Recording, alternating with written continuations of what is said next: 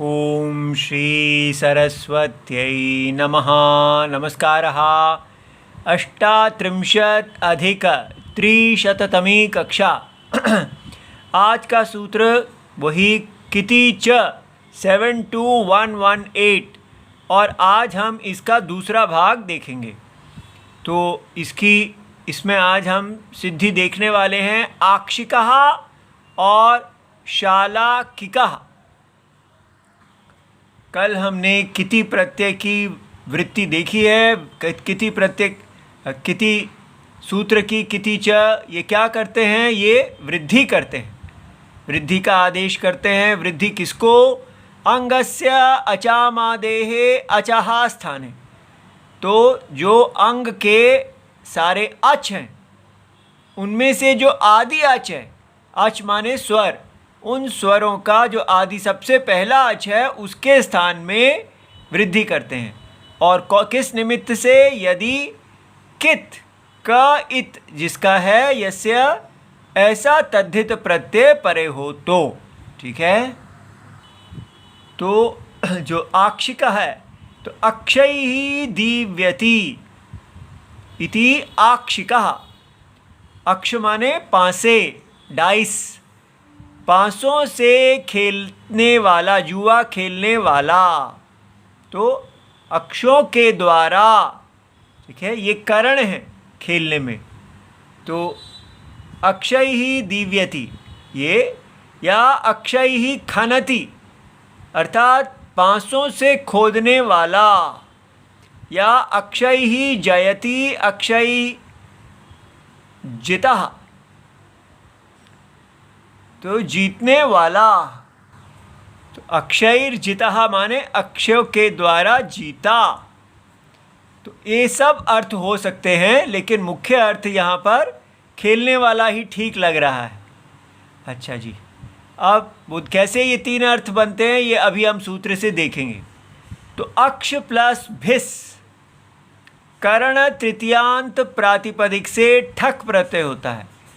तो किस सूत्र से? ये देखिए, प्राग वहतेश ठक 441 से लेके 4473 तक ये सूत्र जाता है। तो इसमें अनुवृत्ति के ये सूत्र आते हैं। प्रत्यय का अधिकार है तीसरा, चौथा और पांचवा पूरा अध्याय अष्टाध्याय के। और परश्च प्रत्यय बाद में होता है। किसके बाद में? नी आप प्रातिपदिकात। तीसरा अध्याय तो धातु का अध्याय है, लेकिन चौथा और पांचवा अध्याय प्रातिपदिक का है। तो प्रातिपदिक के बाद में होता है कौन सा प्रत्यय? तद्धित प्रत्यय। तद्धित प्रत्यय का अधिकार पहले 75 प्रत्यय छोड़ दिए जाएं चौथे अध्याय के, तो पांचवें अध्याय के अंत तक सारे तद्धित प्रत्यय हैं। और वो जो तद्धित प्रत्यय है वो किससे होता है? समर्था नाम प्रथमाद्वा। जो शब्द हैं जो आपस में समर्थ होने चाहिए, जैसे यहाँ पर है कि अक्षैः दीव्यते, ये अर्थ निकल रहा है। तो दोनों का आपस में संबंध है। तो जो संबद्ध अर्थ वाले शब्द हैं उनको समर्थ कहते हैं। उनमें जो प्रथमा है, जो पहले पढ़ा गया है, किसके आधार पर? इस सूत्र के आधार पर। जैसे यहाँ है तेन दीव्यति खनति जयति जितम 442, इसमें तेन तृतीयांत पद पहले पढ़ा गया है, इसलिए हम अक्ष तृतीयांत पद है उससे ये ठक प्रत्यय करेंगे। ठीक है, तो ये आपको समझ में आ गया।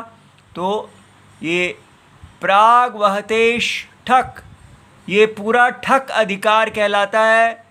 1 से लेके 441 से लेके 76 तक जाता है। तद वहति रथ युग प्रासंगम 4476 इति वक्षति, ऐसा कहेंगे। तो प्राक एतस्मात् वहति शब्द सम शब्दनात् यान अर्थान अनुक्रमिष्यामः। जो भी अर्थ हम कहेंगे वो ठक प्रत्यय तेषु अधिकृतः वेदितव्यम, उन सबसे ठक प्रत्यय होगा इस सारे में। और जहाँ जहाँ विशेष प्रत्यय कहे गए हैं वो विशेष प्रत्यय होंगे। तो उसके बाद आता है कि तेन दीव्यति खरति जयति जितम, तेन इति तृतीयांत समर्था दीव्यति जयति जितम इति एतेषु अर्थेषु ठक प्रत्यय भवति। तो तेन दीव्यति में हम ठक प्रत्यय ले रहे हैं। और अब ये यहाँ पर ये देखिए अक्ष के साथ भिस किया और ठक है, और हलंत्यम से ये अंत्य हल का लोप हो गया। अ जो है ठ में वो उच्चारण अर्थ है, और भिस जो है वो कृत तद्धित समासश्च 1 to 46। इससे कहा कि तद्धित अंत जो है उसकी प्रातिपदिक संज्ञा होती है, और सुपो धातु प्रातिपदिक योहो ने कहा कि धातु का अवयवस्य या प्रातिपदिक का अवयव कोई भी सुप हो तो सुप ये है, ये प्रातिपदिक का अवयव है, उसका लुक हो गया और हमारे पास अक्ष प्लस ठ रह गया। अब हमने अपना जो अभी का सूत्र है किति च कहते हैं कि अंगस्य अचामादेः अचः, तो अंग का वृद्धि भवति अगर किति प्रत्यय हो तो ठक किति प्रत्यय है, और इसका आदि अ है, और अ का हमने आ ऐ औ वृद्धिरादैच से 3 वृद्धि के हमारे पास विकल्प आए, और हमने स्थाने अंतर तवहाँ 1150 से इसको आ को चुन लिया, बन गया आक्ष ठक। फिर ठस्य ठस्के हे अंगस्य, तो अंगस्य निमित्तम यह ठः तस्य इका इति अयम आदेशो भवति। तो ये अंग संज्ञा है, किसके निमित्त से अंग संज्ञा हुई है? ठ की।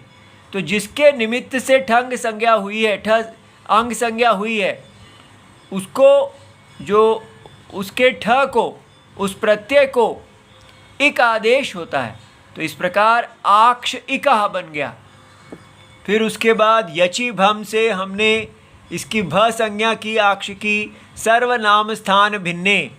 तो सर्वनाम स्थान जिसकी परिभाषा जिसकी किया गया है परिभाषा, तो जिसकी संज्ञा की गई है सुऔजस, वो जो हैं उनको सर्वनाम स्थान वाले छोड़ दिए जाएं।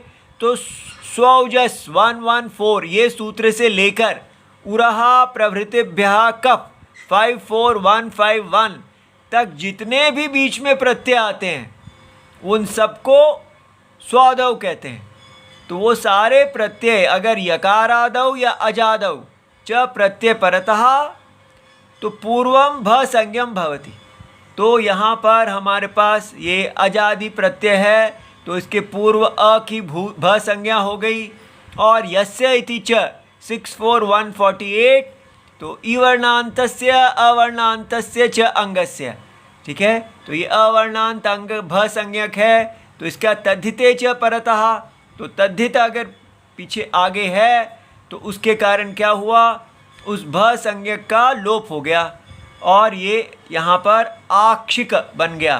तो विशेष्य के अनुसार विभक्ति लाने से आक्षिका पुल्लिंग में हो गया, और अगर आक्षिकी बनाना है स्त्रीलिंग में तो ये डित डान शन इतनी एक लंबा सूत्र है 4115, इससे ङीप प्रत्यय ठक में हो जाएगा, ठीक है। तो आक्षिकी बन गया।